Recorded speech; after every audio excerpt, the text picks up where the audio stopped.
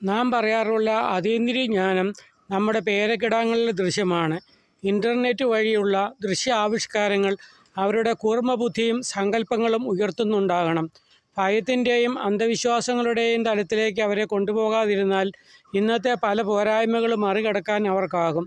ഓരോ നിമിഷവും കഴിഞ്ഞു പോയ ശേഷമാണ് നമുക്ക് അനുഭവേദ്യമാകാറുള്ളത്. വരുമ്പോൾ തന്നെ അത് മനസ്സിലാക്കാനായാൽ വേണ്ടതും വേണ്ടാത്തതും തിരിച്ചറിയാനാകും. പുതിയൊരു സ്റ്റഡി ടേബിൾ വാങ്ങിത്തരുവാൻ വല്യച്ഛനോട് 7 വയസ്സുകാരി ആവശ്യപ്പെട്ടപ്പോൾ മടിയിൽ വെച്ച് എഴുതാവുന്ന ഒന്നുണ്ടല്ലോ, അത് മതി എന്ന് പറഞ്ഞ് മാതാപിതാക്കൾ നിരുത്സാഹപ്പെടുത്തി.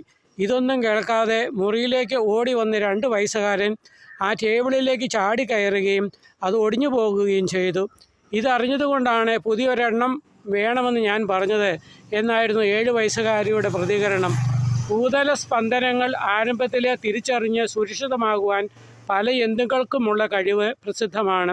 സ്വഭാവദൂഷ്യങ്ങളും കൊലപാതകങ്ങളും കലഹങ്ങളും ലഹരി വസ്തുക്കളുടെ ഉപയോഗവും ഏകാഗ്രത ഇല്ലായ്മയും മറ്റും മൂലം കാലക്രമത്തിൽ മനുഷ്യർക്ക് ഇത്തരം സിദ്ധികൾ നഷ്ടപ്പെട്ടതായിരിക്കണം.